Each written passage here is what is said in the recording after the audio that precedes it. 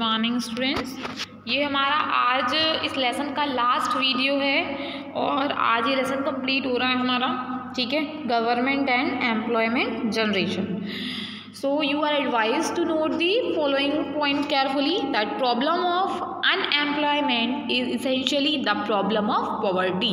यानी कि जो अनएम्प्लॉयमेंट यानी कि बेरोज़गारी की जो समस्या है, इसी कारण से जो है वो गरीबी हमारे यहाँ है ना।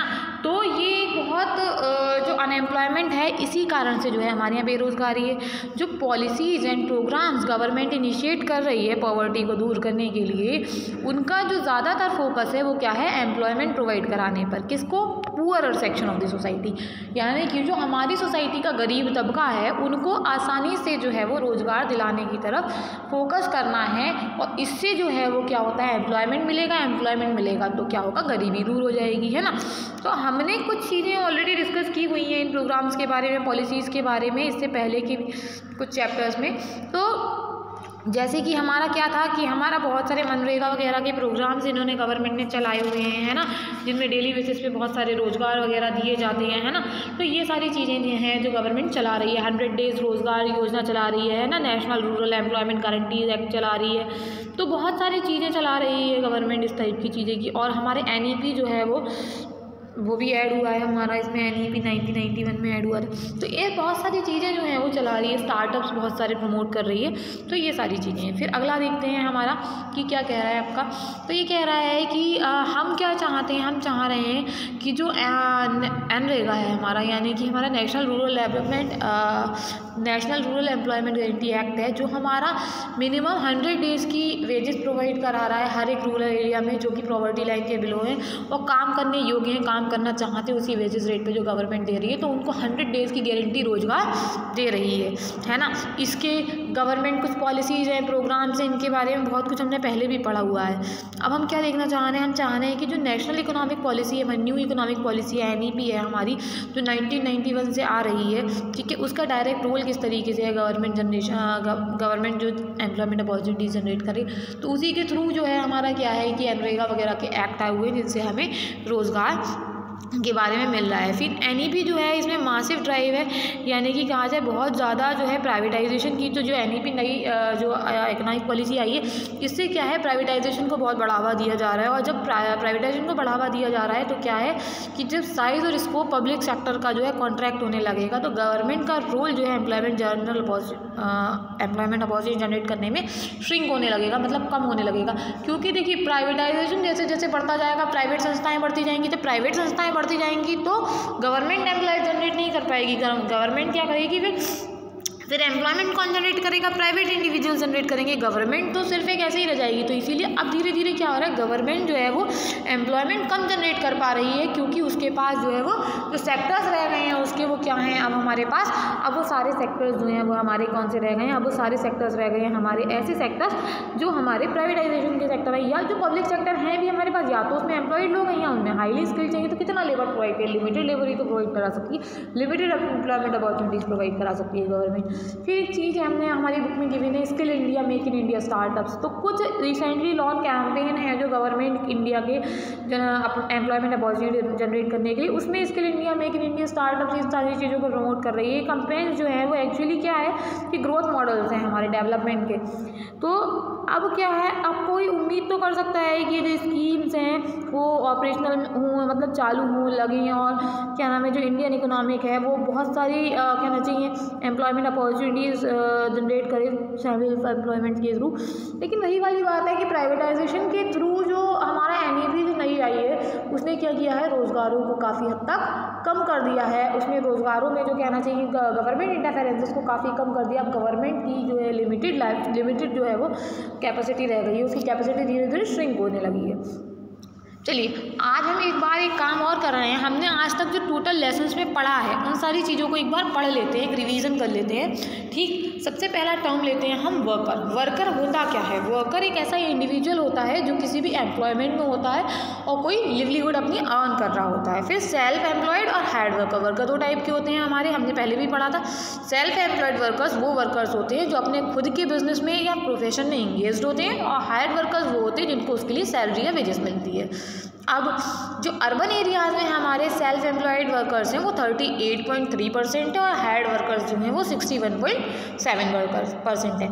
यानी कि हमारे यहाँ ज़्यादातर वर्कर्स जो है हायर्ड हैं अर्बन एरियाज़ में, और बहुत कम लोग जो है वो सेल्फ एम्प्लॉयड है। फिर रूरल एरियाज़ की बात करें तो 57.8% सेल्फ एम्प्लॉयड वर्कर्स हैं और हायर्ड वर्कर 42.2% है। यानी कि रूरल एरियाज़ में आधे से अधिक लोग जो है वो सेल्फ एम्प्लॉयमेंट में हैं और कम लोग जो है वो हमारे हायर्ड हैं, दूसरों के यहाँ काम कर रहे हैं। फिर बात करते हैं कैजुअल और रेगुलर वर्कर्स। ये कैजुअल वर्कर्स वो होते हैं जिनको डेली बेसिस पे काम नहीं मिलता है, जो डेली वेज सिस्टम पे मतलब दैनिक मजदूरी पे काम करते हैं। और रेगुलर वेजेस वर्कर वो होते हैं जिनको जो है सैलरीज मिलती हैं, ग्रेचुइटीज़ वगैरह मिलती हैं, उनको सोशल सिक्योरिटी बेनिफिट्स मिलते हैं, है ना।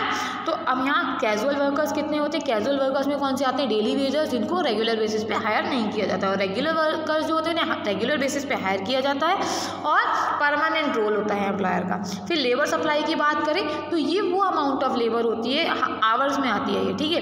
तो ये वो अमाउंट ऑफ वर्क होती है जिसमें लोग जो है वो काम करने के लिए जो है वो काम करना चाहते हैं उसी रेट पर जो भी उनको ऑफर किया जाता है। तो लेबर सप्लाई जो है वो किस तरीके से चेंज होती है? वो वेजेस रेट के जैसे जैसे वेजेस रेट चेंज होगा वैसे वैसे लेबर सप्लाई चेंज होगी, ठीक है। अब बात करते हैं लेबर फोर्स की। लेबर फोर्स क्या होती है? नंबर ऑफ पीपल जो हमारा काम करने के लिए योग्य भी हैं और काम करना चाहते भी हैं उसी वेज पर जो वेज उन्हें ऑफर की जा रही है।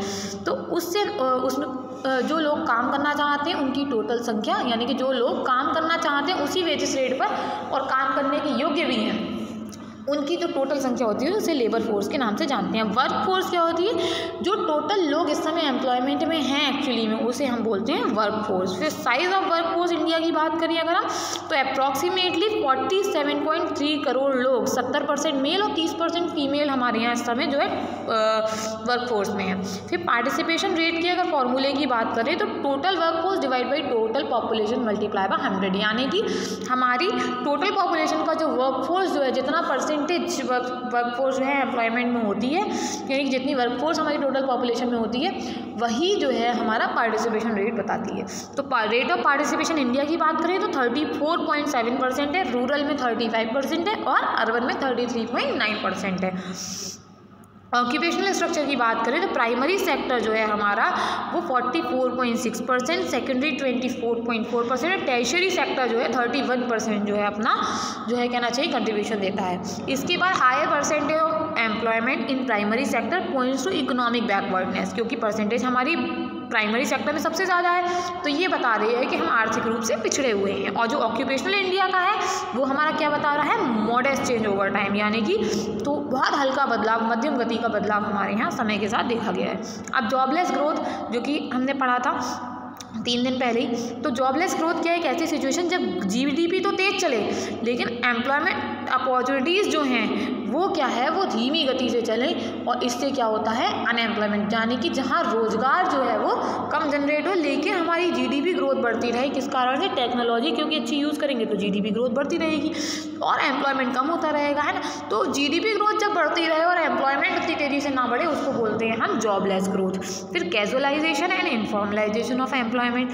कैजुअलाइजेशन एक ऐसी सिचुएशन होती है जहाँ casually hired worker total workforce के समय के साथ बढ़ते चले जाएँ। और इनफॉर्मलाइजेशन वो होता है जब जो है लोग जो है वो अनऑर्गेनाइज सेक्टर में ज़्यादा काम ढूंढने लगे, ज़्यादा उन्हें काम अनऑर्गेनाइज सेक्टर में मिलने लगे और ऑर्गेनाइज सेक्टर या फिर फॉर्मल सेक्टर में उनको काम कम मिलने लगे, उसके बोलते हैं अनफॉर्मलाइजेशन, ठीक है। वो सॉरी इनफॉर्मलाइजेशन। इसके बाद बात करते हैं अनएम्प्लॉयमेंट की। ये एक ऐसी सिचुएशन है जहाँ व्यक्ति काम तो करना चाहता है उसी वेज रेट पे जो उसको मिल रही है, काम करने के योग्य भी है लेकिन उसे काम मिल नहीं रहा है। इस सिचुएशन को बोलते हैं हम अनएम्प्लॉयमेंट। फिर बात कर रहे हैं कि कुछ इंपॉर्टेंट टाइप जो हमारे अनएम्प्लॉयमेंट के इंडिया में हम देख रहे हैं, तो वो दो टाइप हमने पढ़े हैं, एक सीजनल और एक डिस्ड्यूस्ड। सीजनल अनएम्प्लॉयमेंट वो होता है जो वर्ष के कुछ महीनों तक रहता है, जिसमें वर्ष के कुछ महीने व्यक्ति खाली रहता है और बाकी महीने वो काम पर रहता है, जैसे कि एग्रीकल्चर, जिसमें व्यक्ति जो है फसल बोने और काटने के टाइम पर जो है वो ऑक्यूपाई होता है और बाकी टाइम वो फ्री रहता है। तो ये हो गया हमारा सीजनल अनएम्प्लॉयमेंट। अब डिस्ड्यूस्ड अनएम्प्लॉयमेंट क्या होता है, जब एक ऐसी जॉब जहाँ पर 2 या 2 से अधिक व्यक्ति की रिक्वायरमेंट है, 2 व्यक्ति मान लो रिक्वायर्ड है, ठीक है, और वहाँ 5 व्यक्ति काम पर लगे हुए हैं, तो जो 3 व्यक्ति एक्स्ट्रा लगे हुए हैं ये डिस्ड्यूस्ड अनएम्प्लॉयमेंट में आते हैं। यानी कि आवश्यकता से अधिक व्यक्ति जब काम पे लगे होते हैं तो जो अधिक संख्या है वो हमारी क्या कहलाती है, डिस्ड्यूस्ड अनएम्प्लॉयमेंट में आती है। फिर बात कर रहे हैं हम अनएम्प्लॉयमेंट में, इंडिया में, भारत में हमारे अनएम्प्लॉयमेंट के क्या कारण है। तो सबसे इम्पॉर्टेंट कारण क्या है कि हमारी आर्थिक विकास की गति बहुत धीमी है, बहुत तेज़ी से पॉपुलेशन बढ़ रही है। एग्रीकल्चर एक सीजनल ऑक्यूपेशन है हमारे यहाँ, वहाँ कोई अच्छी इरिगेशन फैसिलिटीज़ नहीं है और जो हैं भी वो सब तरफ पहुँच नहीं पा रही हैं बराबर से। फिर जॉइंट फैमिली सिस्टम है कि क्योंकि जॉइंट फैमिली सिस्टम किस तरीके से है, जो परिवार का पेशा है वही व्यक्ति कर रहा है। जैसे कि मैंने फार्मर का आपको एग्जांपल दिया था कि किसी किसान का परिवार में 4 बच्चे हुए मान लीजिए, तो वो चारों पिता अगर पहले एक पिता वही खेत ज़मीन पे काम कर रहा था, अब 4 बच्चे उस पे काम कर रहे हैं, मतलब 3 एक्स्ट्रा लग रहे हैं, है ना, तो सब मिलकर उसी पे जा रहे हैं, तो ये भी अनएम्प्लॉयमेंट का कारण है हमारे यहाँ। फिर कॉटेज और स्मॉल इंडस्ट्रीज़ का डीके हुआ करता था, एक पहले दशक हुआ करता था अंग्रेजों के समय पे हमारा, लेकिन धीरे धीरे उन्होंने लार्ज सेक्टर एंटरप्राइजेस को इंट्रोड्यूस करना शुरू किया और उससे क्या हुआ, स्मॉल सेक्टर एंटरप्राइजेस जो थी वो नीचे जाने लगी, कॉटेज इंडस्ट्री जो थी हमारी वो डाउनवर्ड जाने लगी। तो इन सारी चीज़ों से जो है हमारा क्या हुआ कि हमारा अनएम्प्लॉयमेंट जनरेट हुआ। फिर लोगों की सेविंग्स बहुत कम है, इन्वेस्टमेंट बहुत कम है, हम इन्वेस्टमेंट कर भी रहे हैं तो ऐसी जगह कर रहे हैं, बड़ी इंटरप्राइजेस में कर रहे हैं, जिससे सिर्फ रिच व्यक्ति रिच हो रहा है और जो पुअर व्यक्ति है वो और गरीब होता चला जा रहा है और अनएम्प्लॉयमेंट जनरेट हो रहा है ना। इन्वेस्टमेंट अगर हम ऐसी जगहों पे करें जिन्हें स्वरोजगार वगैरह में करें तो हमें जो है थोड़ा सा फ़ायदा भी हो। फिर लिमिटेड मोबिलिटी ऑफ लेबर, हमारी जो लेबर है चाहे दूसरी जगह कितना ही अच्छा काम क्यों ना हो, लेकिन वो क्या है, वो अपना कंफर्ट नहीं छोड़ना चाहती, जगह छोड़ के नहीं जाना चाहती है, तो मोबिलिटी हमारे यहाँ लेबर में नहीं है। हमारे यहाँ लोग दूर दराज के क्षेत्रों में जाके काम नहीं करना पसंद करते, ये भी एक जो है कारण है हमारे यहाँ अनएम्प्लॉयमेंट का। फिर गवर्नमेंट पॉलिसी और प्रोग्राम की बात करें तो गवर्नमेंट ने जो है अनएम्प्लॉयमेंट की प्रॉब्लम को सॉल्व करना जो है पॉवर्टी इरेडिकेशन प्रोग्राम के थ्रू शुरू किया है, मतलब कि जो गरीबी हटाओ अभियान जो है हमारे उनके थ्रू ये बेरोजगारी हटाओ भी कर रहे हैं, है ना। तो इसमें क्या है, अनएम्प्लॉयमेंट वो एम्प्लॉयमेंट अपॉर्चुनिटी जो जनरेट कर रहे हैं वो पूरा सेक्शन ऑफ सोसाइटी के लिए, उसके लिए एनरेगा यानी कि national rural employment guarantee act आ रहा है ना। इसके अलावा ये क्या कर रहे हैं, इसमें क्या है, रूरल जो एरियाज की पॉवर्टी लाइन के बिलो जो लोग हैं उनको टारगेट कर रहे हैं, है ना। इसके अलावा इन्होंने startup, make in India, skill India programmes वगैरह रन किए हुए हैं। तो ये सारे थ्रू क्या कर रहे हैं कि हमारे यहाँ एम्प्लॉयमेंट जनरेशन का काम कर रहे हैं। तो ये आज के लिए इतना ही, हमारा आज एम्प्लॉयमेंट का लेसन कंप्लीट हो गया है और अब हम जो है वो अगला लेसन करेंगे अगली क्लास से, ठीक है। नेक्स्ट लेसन जो है वो हम सेम बुक में ही इंफ्रास्ट्रक्चर करेंगे, आपकी बुक का अगला लेसन, ठीक है। इंफ्रास्ट्रक्चर पेज नंबर 255 पे, लेसन 9, ठीक है। अब हम ये करेंगे आगे से। तो आज के लिए इतना ही, आपके नोट्स आपको प्रोवाइड करा दिए गए हैं, वो आप अपनी नोटबुक में नोट डाउन कर लीजिए, ठीक है। और बाकी अगर कोई क्वेरी है तो मुझसे पूछ लीजिएगा ग्रुप में। तब तक के लिए थैंक यू क्लास।